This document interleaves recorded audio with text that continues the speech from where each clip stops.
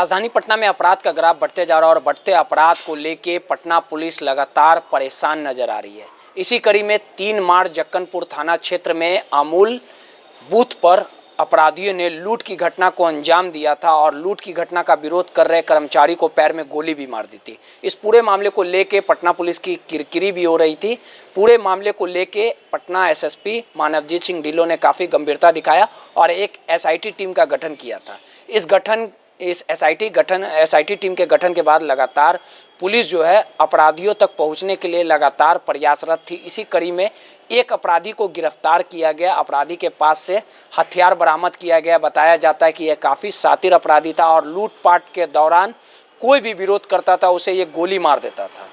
इसी कड़ी में पटना पुलिस को सीधे तौर पे कहा जा सकता है कि काफ़ी मशक्क़त के बाद अपराधी की गिरफ्तारी हो पाई है। और इस पूरे मामले को लेके जो एसपी हैं प्रमोद कुमार ने कहा कि इसके अन्य साथियों को पकड़ने के लिए लगातार छापेमारी की जा रही है और इसके नेटवर्क कहां कहां है और अभी तक कितने मामलों को इसने अंजाम दिया, ये तमाम चीज़ें पुलिस मामले की जाँच कर रही है। रोहित, NBC 24 पटना। ये दिनांक 14/3/2022 को यानी कल कारबिगहिया पुल के ऊपर एक घटना के लिए सूचना मिली और तत्काल थाना अध्यक्ष जक्कनपुर वहाँ पहुँचे। उसके बाद एएसपी सदर भी पहुँचे तो सूचक द्वारा बताया गया कि किसी के द्वारा उसका 51,000 रुपये 2 अपराधियों के द्वारा बाइक से कारबिगहिया पुल पे रोक के छीन लिया गया है।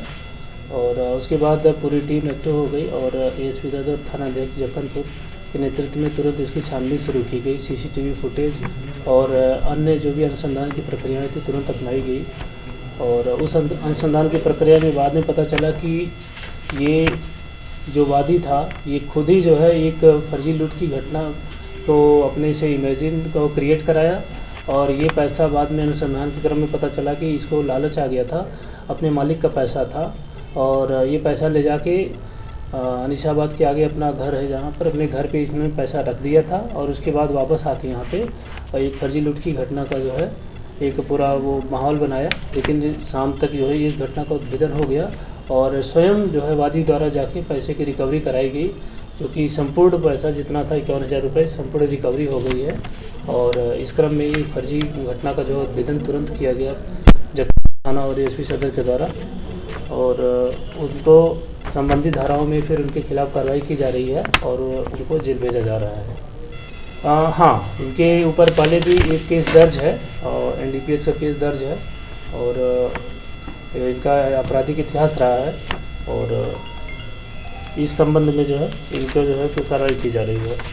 नेक्स्ट है जो आप लोगों को पता है कुछ दिन पहले 3 मार्च को है अमूल की एक यहाँ पे एजेंसी है, वहाँ पे कुछ अपराधियों के द्वारा जो है फायरिंग की घटना करते हुए लूट के अटेम्प्ट कोशिश की गई थी, लेकिन वो सक्सेसफुल नहीं हुए थे और वहाँ पे एक व्यक्ति के पाँव में गोली इन्होंने मार दिया था।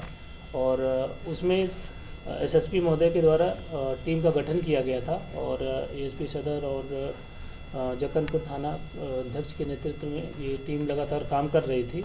इसी क्रम में कल पता चला कि कुछ अपराधी यहाँ पे एक स्थान है यहाँ पे जिसमें एक उर्फ कारू, अंकुश कुमार, मनीष कुमार, इनके पास से जो है एक आर्म्स भी बरामद किया गया और 3 गोली बरामद की गई इनके पास से। और बाद में पूछताछ में पता चला कि अमूल की जो एजेंसी की घटना थी उसमें रविशंकर उर्फ कारू इसमें से शामिल है और 3 और इसमें अन्य अपराधी हैं जिनके नाम को अभी अनुसंधान के दृष्टिकोण से जो है अभी गुप्त रखा जा रहा है और उनका पता कर लिया गया है। बहुत जल्द उनकी भी गिरफ्तारी हो जाएगी।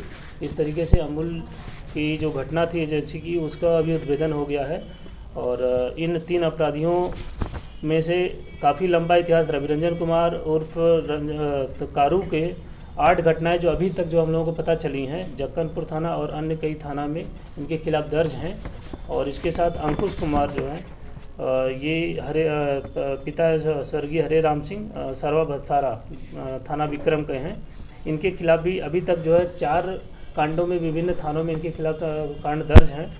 और मनीष कुमार भी हैं, इनके खिलाफ भी आपराधिक घटनाएं कहीं दर्ज हैं, लेकिन उसका पूर्व तो वायरलेस में कोई एक सिपाही हैं उनके द्वारा सूचना दी गई सुबह सुबह कि वो नीचे सोए थे और ऊपर जो है कोई जो है चोर घुस के उनके घर से कुछ कपड़े और टीवी चुरा के ले गया है। तो वहाँ पर पहुँचने के बाद थानाध्यक्ष ने उनसे शिकायत ली है, उन्होंने कंप्लेन किया है और उनकी कंप्लेन को लेकर उसकी जांच की जा रही है और उसके बाद उसमें जो भी दोषी होगा उसके खिलाफ कार्रवाई की जाएगी।